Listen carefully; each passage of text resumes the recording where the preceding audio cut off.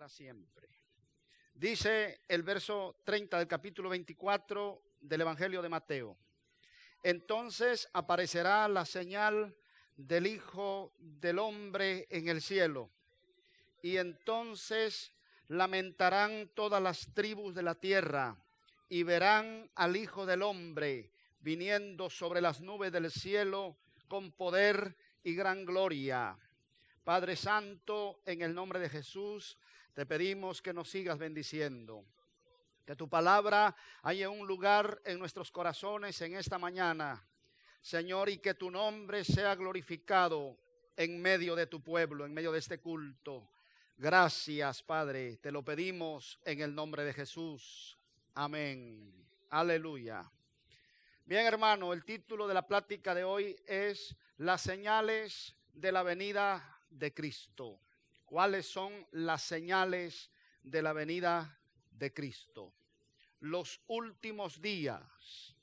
Se ha dicho que estamos viviendo en los últimos días.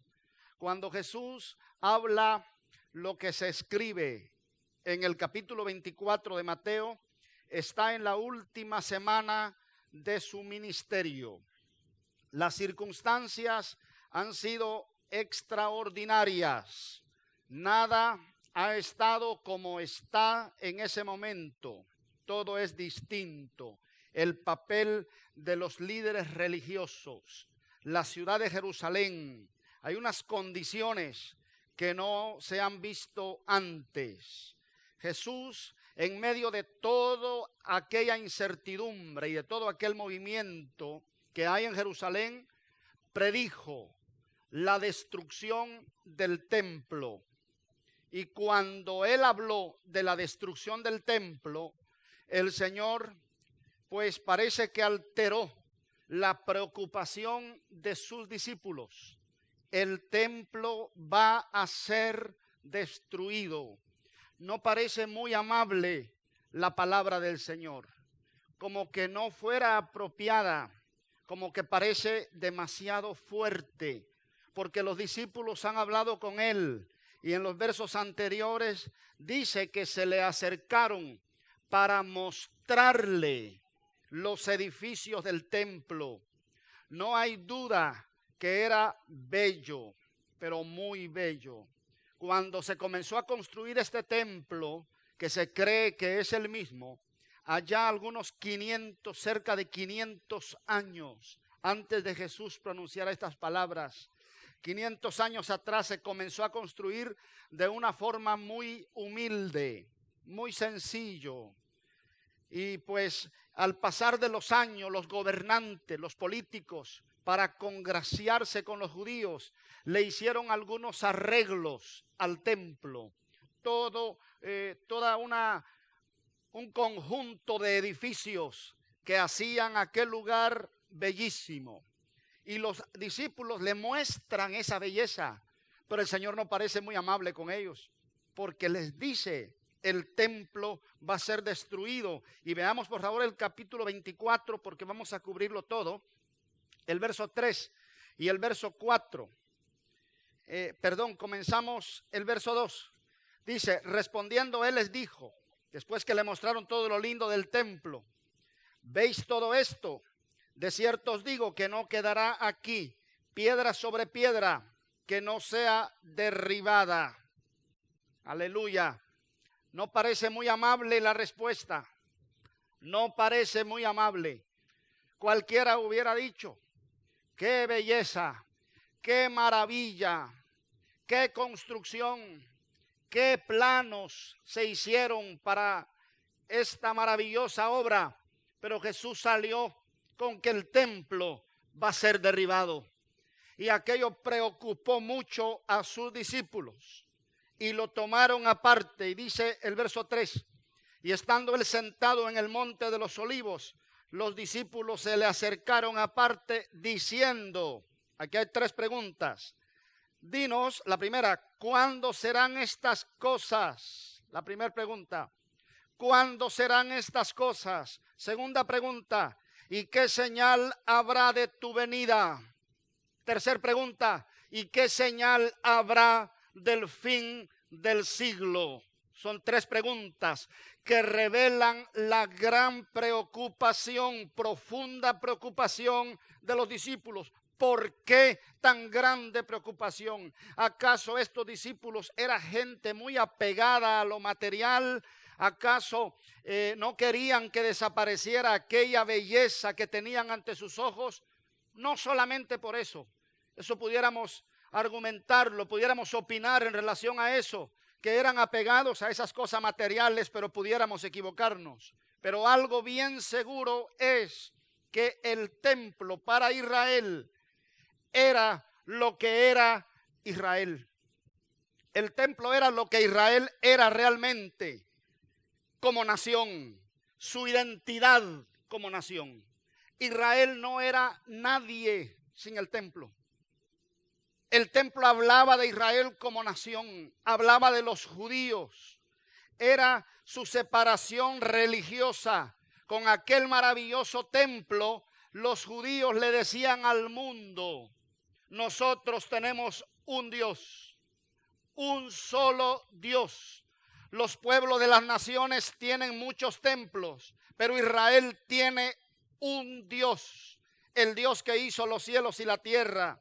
Ahora, el templo, además de todo eso, era la señal visible, palpable de la presencia de Dios en la tierra, de la presencia de Dios en medio de su pueblo.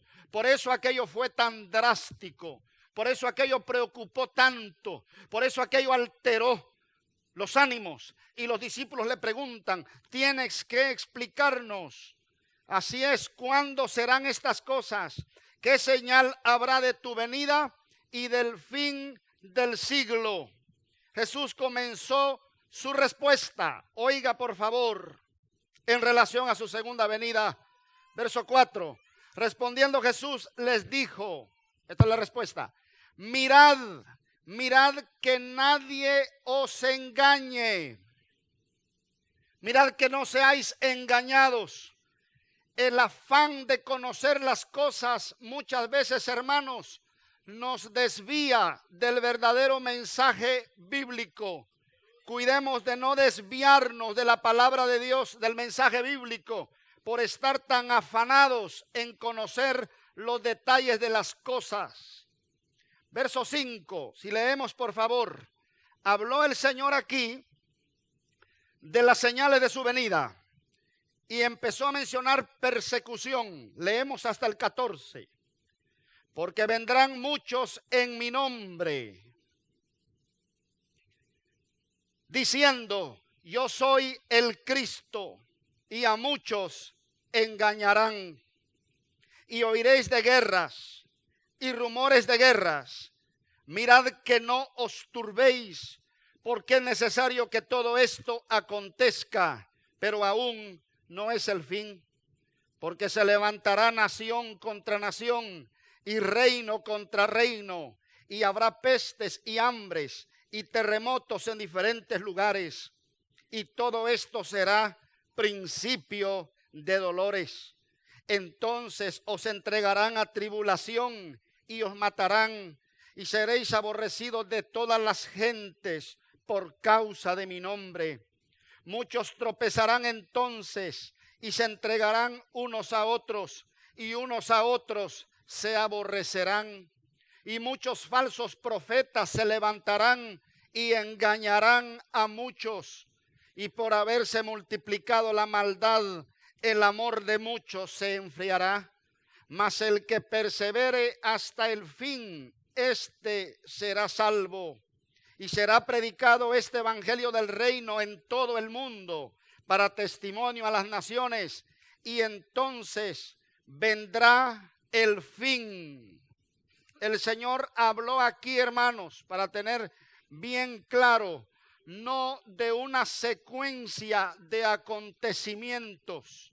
El Señor no está tratando de darnos un orden en el que van a suceder las cosas. Usted sabe que existe un orden: lunes, martes, miércoles. Nunca el lunes puede ser después del jueves. Primero es el lunes, aunque el primer día de la semana es domingo.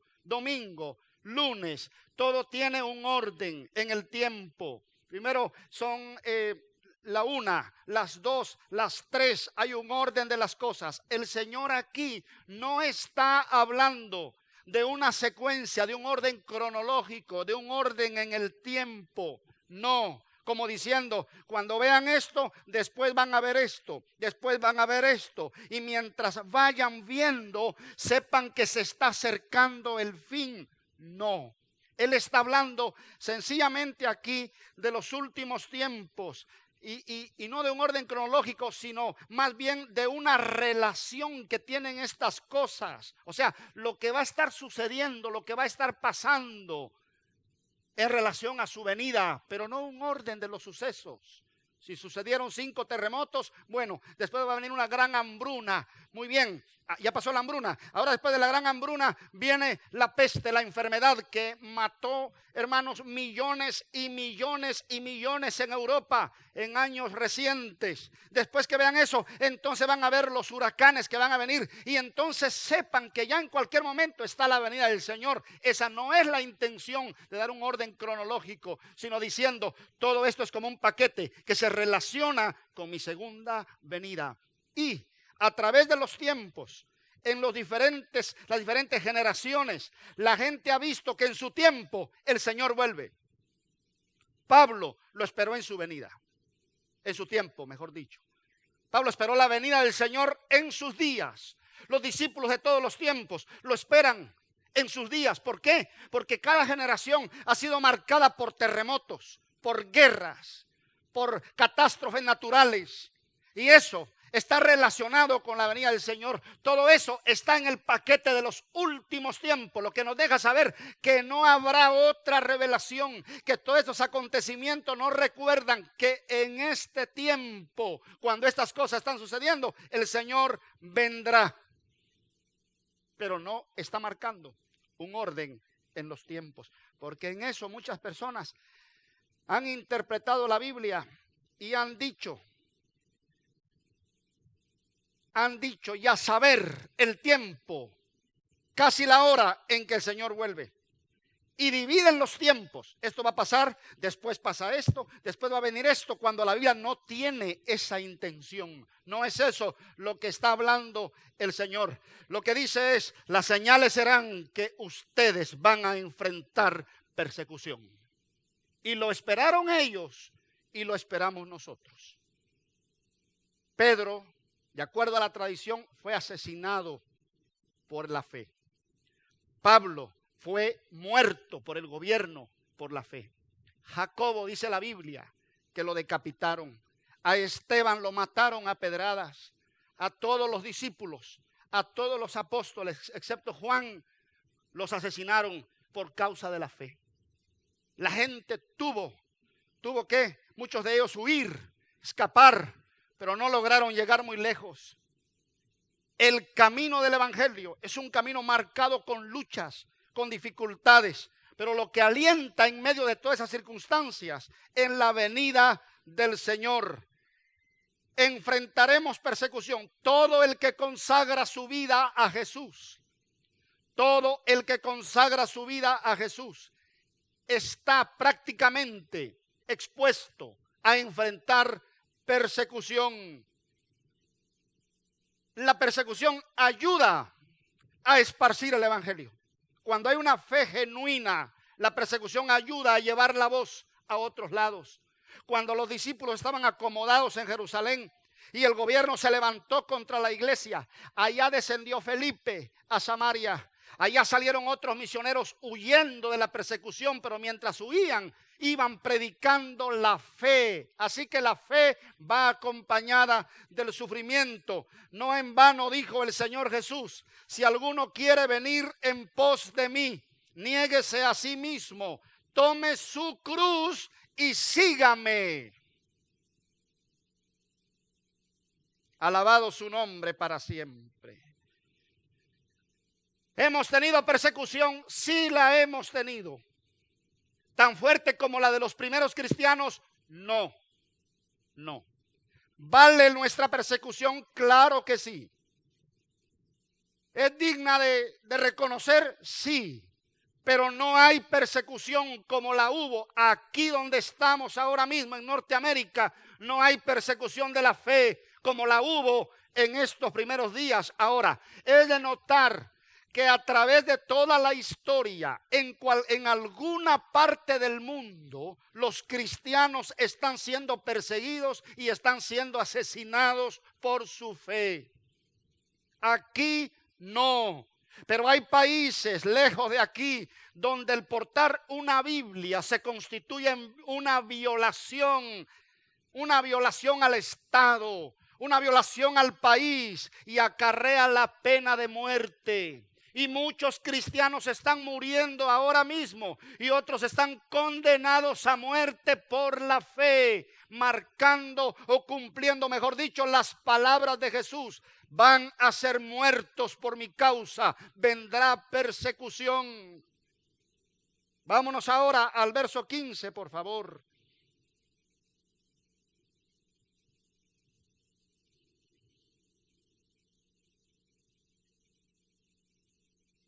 Por tanto, cuando veáis en el lugar santo la abominación desoladora de que habló el profeta Daniel, y hay un paréntesis, dice: el que lee, entienda. Entonces, los que estén en Judea, huyan a los montes. El que esté en las azoteas, no descienda para tomar algo de su casa. Y el que esté en el campo, no vuelva atrás para tomar su capa. Mas hay de las que estén encintas y de las que críen en aquellos días. Orad pues que vuestra huida no sea en invierno ni en día de reposo, porque habrá entonces gran tribulación, cual no la ha habido desde el principio del mundo hasta ahora, ni la habrá. Cuando veáis en el lugar santo, aleluya, la abominación, algo abominable, es algo nauseabundo, algo despreciable, algo que no se puede concebir en la cabeza. La persecución, dijo el Señor, que está relacionada con los últimos días. La persecución que se relaciona con mi segunda venida tiene que ver con algo abominable.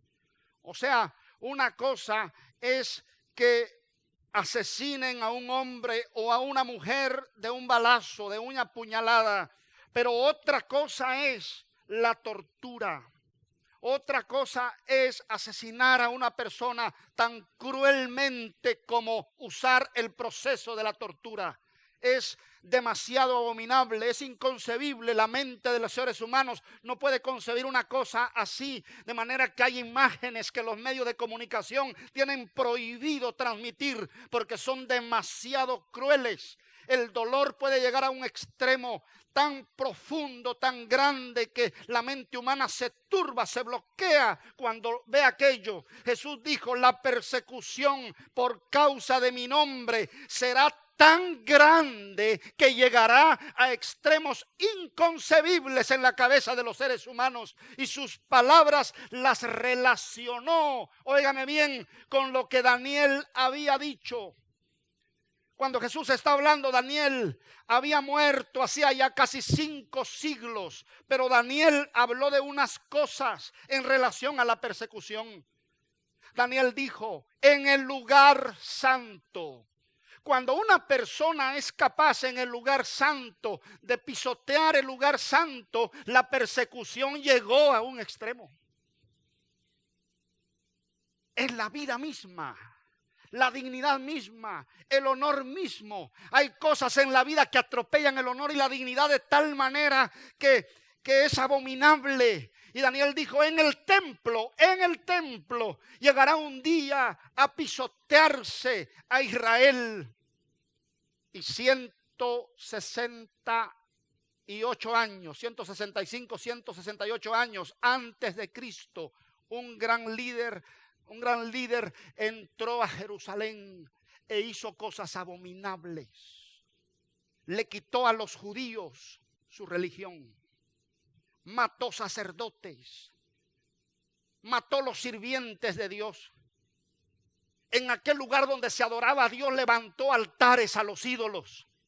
obligó al pueblo a darle culto a los ídolos y a dejar a Dios por un lado. Abominable, abominable. Los obligó a comer carnes de animales que los judíos tenían prohibido comer.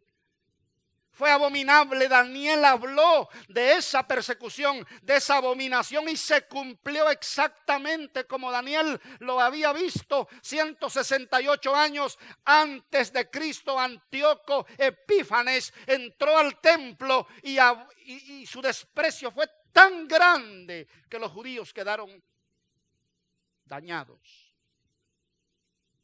Jesús dijo, no solo los van a matar, no solo en su casa los van a aborrecer, no solo los van a despreciar.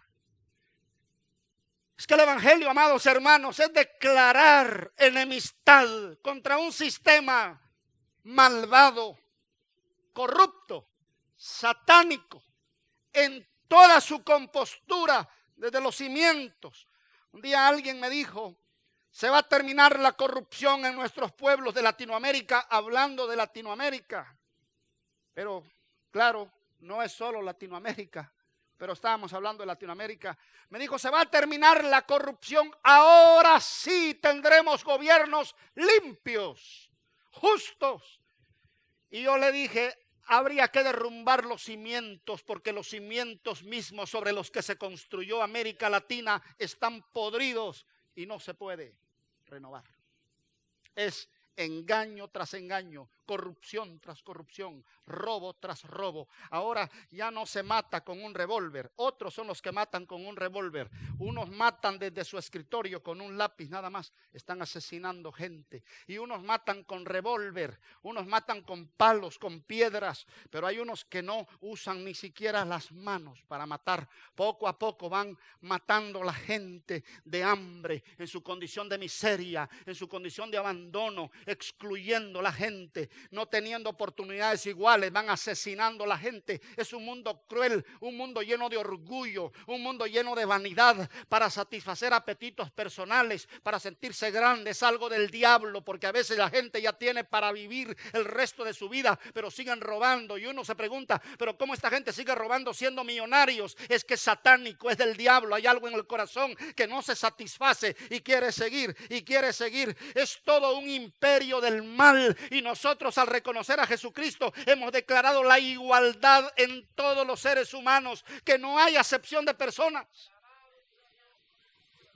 que todos tenemos derecho, que todos valemos igual, que tanto vale el de piel canela como vale el de piel blanca, el de piel negra, el amarillo, el alto, el que tiene preparación académica como el que no la tiene, que todos valemos igual. Y eso va en contra de los principios de este mundo.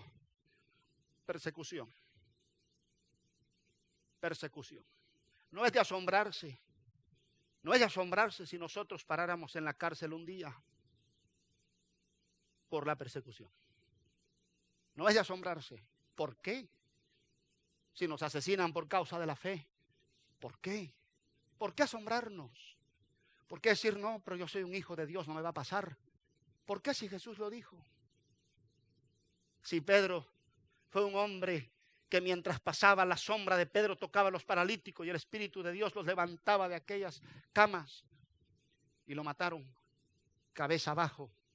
Si Pablo, que fue un gran predicador del evangelio que hizo temblar al mundo de su tiempo, Pablo le quitaron la cabeza en Roma. ¿Por qué no vamos a sorprender de las luchas? ¿Por qué no vamos a desanimar de las pruebas, mis amados hermanos? ¿Por qué vamos a retroceder cuando se levanta la tormenta contra nosotros? ¿Por qué vamos a pensar que Dios nos abandonó cuando Él dijo, te van a perseguir? Pero te van a perseguir hasta el punto, y aquí el Señor se asocia con Daniel. Es muy interesante, dice el verso 15. Por tanto, cuando veáis en el lugar santo la abominación desoladora de que habló el profeta Daniel, el que lee entienda. O sea, Daniel habló de algo, dijo Jesús, que yo también quiero hablar. El templo fue profanado. Profanado. Fue abominable lo que hizo Antíoco Epífanes en el templo. Pero yo quiero decir, dijo Jesús, que viene otra vez. Eso es lo que está diciendo. La persecución viene otra vez. Y en el año 70 el general Tito de Roma entró a Jerusalén. Asesinó sacerdotes. Acabó con el culto judío. Derribó el templo. Lo profanó. Lo destruyó en el año 70 de nuestra era. Y se cumplieron estas palabras de Jesús. Ahora, algunos interpretan que esta abominación desoladora, que este tipo de persecución se va a repetir en los días que vienen. Y que viene una gran persecución contra la iglesia. Que se van a terminar las comodidades que tenemos. Que se van a terminar las alfombras bien aspiradas. Que se van a terminar las unidades de aire acondicionado y de calefacción. Que se va a terminar la ropa planchada que nos podamos poner. Que se va a terminar el deleite de ponernos un poco de gelatina en la cabeza y afeitarnos tal vez para lucir lo mejor posible. Que se va a terminar, que habrá que esconderse. Que seremos perseguidos. Que habrá tribulación. Al Señor lo persiguieron. Alabado el nombre del Señor. Esto parece, hermanos, un poquito diferente a muchas predicaciones. No es tal vez muy inspirador, pero sí es inspirador. Es inspirador. Yo creo que estar preso por la justicia es algo muy digno. No hay paz más grande que una persona pueda tener, incomparable, cuando está preso y sabe que es inocente. Y más todavía cuando sabe que es por la fe en Cristo Jesús. Estar preso por alguna sinvergüenzada nuestra es una vergüenza y uno se avergüenza. Pero cuando es preso por la fe, cuando me arrestaron porque no quise hacer algo que estaba en contra de la Biblia, yo creo que eso produce una satisfacción incomparable. Lo creo de todo corazón. Que lo lleven y lo pongan en una celda tan pequeña por el nombre de Jesús. Yo creo que uno jamás se parecerá tanto al Señor que cuando esté allí. Es algo maravilloso. Parece que no todos lo compartimos. Las circunstancias de la vida. Veamos el verso 16. Entonces los que estén en Judea huyan a los montes. El que esté en la azotea no descienda para tomar algo de su casa. Y el que esté en el campo no vuelva atrás para tomar su capa. Mas hay de las que estén encintas y de las que críen en aquellos días. Orad pues que vuestra huida no sea en invierno ni en día de reposo, porque habrá entonces gran tribulación cual nunca la ha habido desde el principio del mundo hasta ahora, ni la habrá. Está hablando aquí de gente que está en sus actividades normales de la vida. Esto va a suceder en lo normal de la vida, es lo que está diciendo. Hay que huir, hay que escapar. Presenta un escenario normal. Y en eso normal puede suceder la persecución. Es decir, que la vida se puede volver insoportable. Por eso es tan importante su segunda venida. La vida se puede tornar insoportable. Hasta el punto en que se piense que no se puede más. Verdaderamente que para ser cristiano hay que ser valiente. Hay que tener una fe genuina. ¿Cuántos robos hay por ahí a través de la televisión y a través de la radio y a través de personas que nos engañan con un falso evangelio? Dice, no te preocupes, tú eres un hijo de Dios. Eres un príncipe. ¿Cuándo has visto a un príncipe a pie? ¿Cuándo has visto a un príncipe descalzo? Pues yo siempre he sido un príncipe y a veces he andado a pie. Pedro era un príncipe y andaba a pie. Porque es que la gente compara la grandeza en Dios con la grandeza de este mundo. Y la grandeza de este mundo responde a las cosas materiales. Usted es un príncipe de Dios. Sin embargo, a veces el príncipe estaba llorando. Usted es una princesa de Dios y a veces la princesa de Dios no aguantaba a levantarse de la cama. A veces la princesa de Dios no ha encontrado nada en el refrigerador para comer. A veces del trabajo lo han despedido. A veces lo han despreciado. Es decir, que lo que prometen por allí, de carros nuevos, casas de 800,000, 900,000 dólares. Hermano, están en procesos judiciales ahora mismo en las cortes ya para ir presos por el engaño de una falsa fe. No, va a venir persecución y va a llegar el momento difícil. Jesús no engañó a nadie. Dijo, pero yo vuelvo. Estad preparados, porque esto es lo que espera. Estad preparados.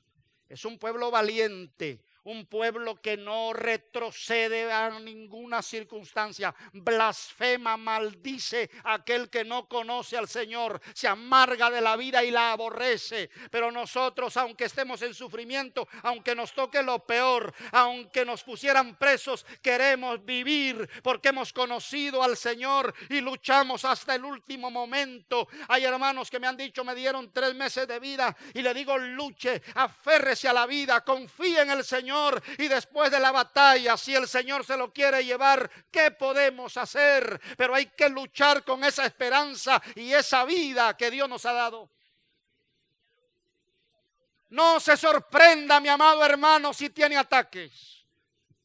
No se sorprenda. El Señor lo dijo.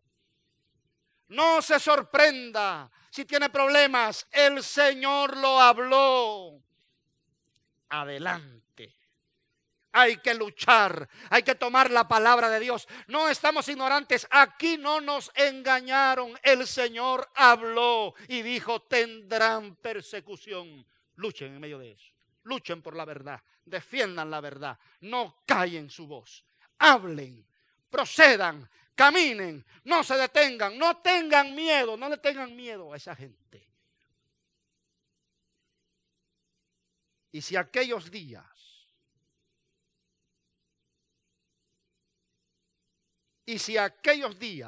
no fuesen acortados, nadie sería salvo. Mas por causa de los escogidos, aquellos días serán acortados. Entonces, si algunos dijere, mirad, aquí está el Cristo, o mirad, allí está, no lo creáis, porque se levantarán falsos cristos y falsos profetas, y harán grandes señales y prodigios, de tal manera que engañarán, si fuere posible, aún a los escogidos. Ya os lo he dicho antes. Así que si os dijeren, mirad, está en el desierto, no salgáis, o mirad, está en los aposentos, no lo creáis. Aleluya.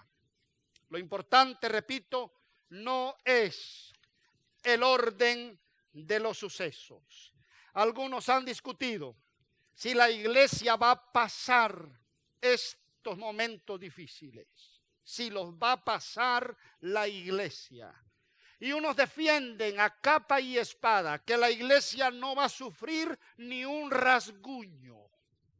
Yo no sé si se lo pudiéramos decir a los que ahora mismo están en una celda condenados en algún país esperando la muerte por causa de su fe. Yo no sé si le pudiéramos ir con la Biblia y decirle, mira hermano, no te preocupes que ni un rasguño vas a sufrir cuando mañana lo van a matar.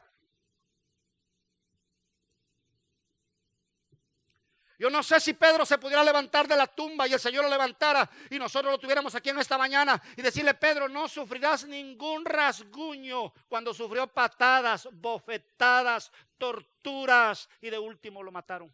Yo no sé si le pudiéramos sostener esa predicación.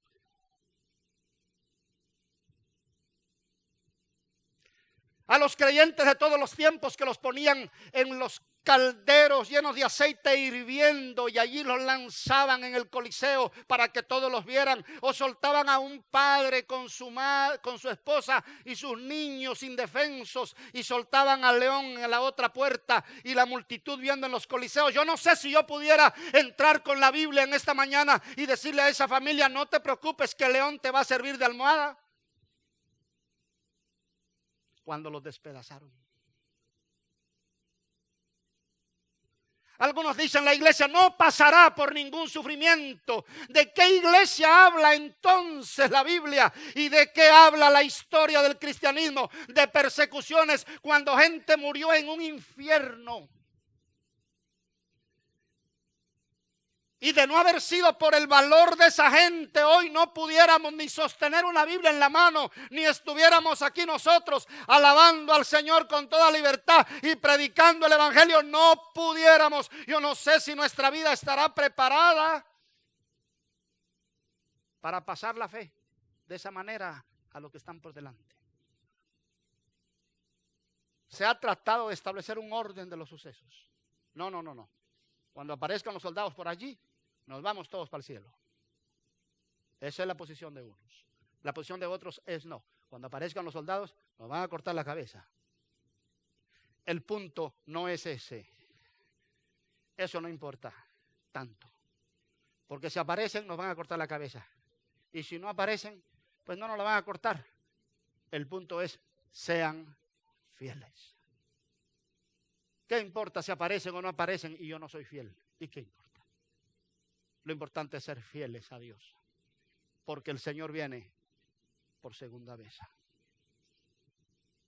Y en su venida limpiará las lágrimas de los ojos de nosotros. Y en el cielo no se hablará más de llanto ni de dolor, porque las primeras cosas pasaron y todas son hechas nuevas. Esa es la predicación bíblica. Es una fortaleza maravillosa de vivir en la justicia. Una fortaleza maravillosa de vivir en la verdad. Es una maravilla vivir para Cristo. Es una maravilla vivir por la palabra de Dios. Es un gozo incomparable. No lo da el licor, no lo da la marihuana, ni la cocaína, ni el crack, ni el pegamento, ningún tipo de droga que la gente se esté inventando por barata o por cara que sea. No hay gozo en la vida comparable, aleluya, con el gozo que da Jesucristo cuando se le ama, porque Él nos amó primero y se le sirve. No hay gozo que se pueda comparar. Ninguna cosa vale la pena. Óiganme bien, hermanos, ninguna cosa vale la pena sino el amor de Dios. Ninguna cosa. ¿Qué aprovechará el hombre si granjeare todo el mundo y al final perdiere su alma? ¿Qué aprovechará? ¿Qué aprovechará? ¿Qué aprovechará una buena preparación académica si no se tiene a Cristo? ¿Qué aprovechará? Solo para hacer daño. ¿De qué sirve estudiar leyes? ¿De qué sirve estudiar medicina si no se tiene a Cristo? ¿De qué sirve solo para hacer daño? De manera que los abogados se han ganado calificativos muy negativos y los jueces también.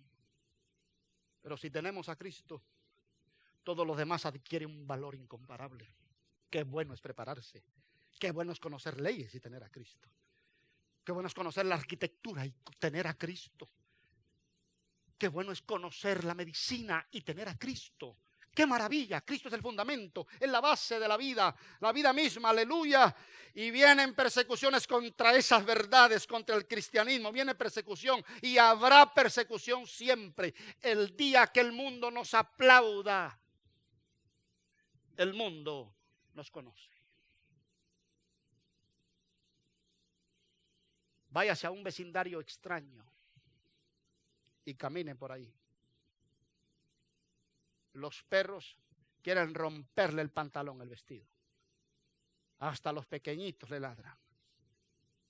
Pero váyase a un vecindario conocido.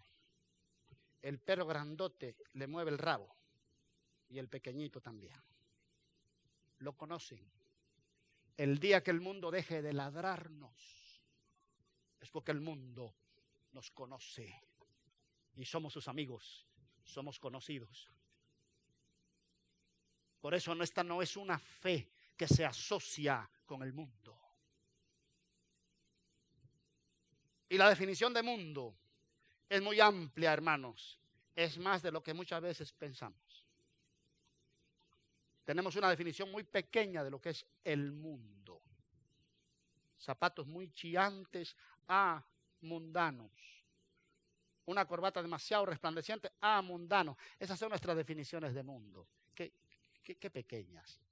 Cuando hablamos del mundo, hablamos de toda una composición del mal en sus leyes, en todos los niveles, que destruye la raza humana y no nos deja vivir en paz. Es muy amplio. Y nosotros nos hemos declarado enemigos del mundo. Así que lo más importante es, ¿usted cree que no va a sufrir ningún rasguño? ¿Que lo llevarán como santo en procesión? Bueno, allá usted. Yo creo que me van a partir en 1000 pedacitos. Allá yo. El asunto es que tanto usted como yo seamos fieles. Eso es lo que importa, que seamos fieles. Ve al verso 45 al 47, por favor. Aleluya. Dice así.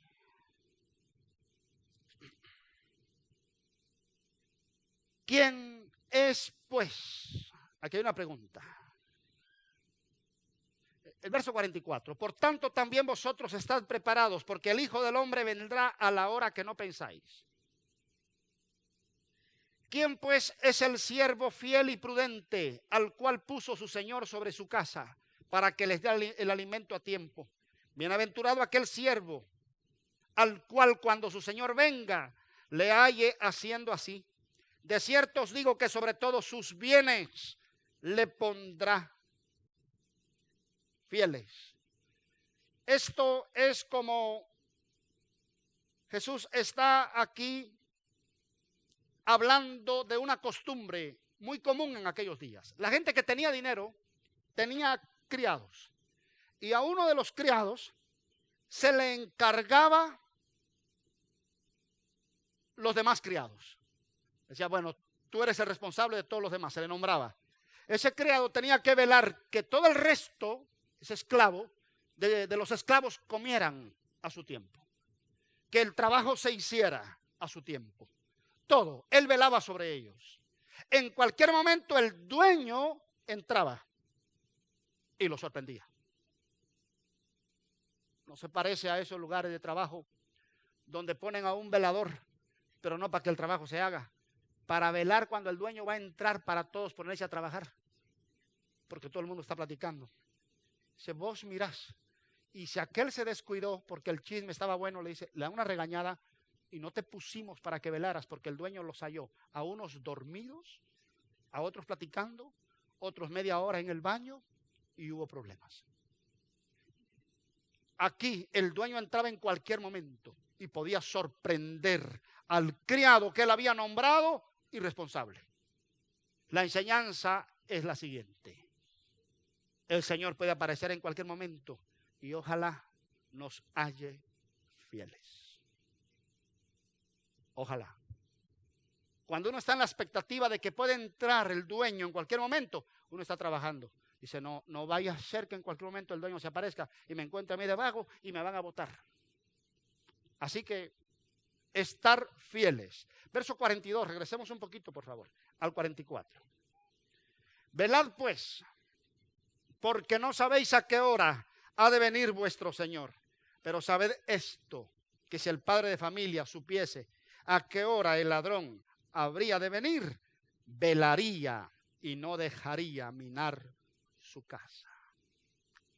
Si usted sabe que le van a robar en la casa, ¿dejaría la casa sin vigilancia? Nunca, nunca, nunca.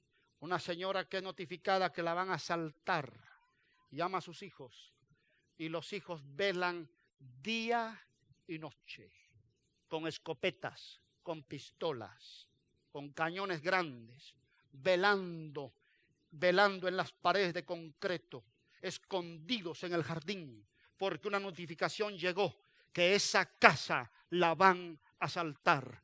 Pasa un día, pasan 2 días y se ven nada más los cañones de las escopetas que salen bien escondidos en las flores, velando día y noche, 24 horas por turno, porque una notificación entró que van a llegar a asaltar esa casa. Y allá están todos los hijos, unos tirados en el piso, por turno. Anda a comer, pero no sueltan los cañones, porque en cualquier momento va a llegar el que mandó la nota. Velad, porque no sabéis a qué hora vendrá vuestro Señor. Día y noche. No es de velar con estos ojos. No es con estos oídos, es con el corazón. Que mi corazón esté despierto, que yo esté preparado para su venida. Velad, porque no sabéis. Hermanos, Señor vuelve. Estamos en luchas en la vida. Se ha muerto alguien en nuestra familia. ¿Cómo es de doloroso? ¿Cómo duele cuando una persona parte? Y deja un vacío tan profundo en la vida con el que hay que acostumbrarse a vivir. Y se va luchando día tras día. ¿Cómo es de difícil tener que enfrentar problemas económicos? ¿Cómo es de difícil? Cuando usted está juntando centavitos por ahí en el frasco, en las bolsitas de plástico, buscando todo lo que quedó para ver si le alcanza para una bolsa de papas. ¿Cómo es de difícil? Cuando la sal, que es tan barata, usted no tiene para comprarla. ¿Cómo es de difícil vivir así? ¿Cómo es de difícil cuando uno ve la crueldad de un doctor, un médico, que se pone de frente y le dice, te queda un mes de vida? Y le dice a su pariente, un mes de vida tenés, preparen todo porque este se muere.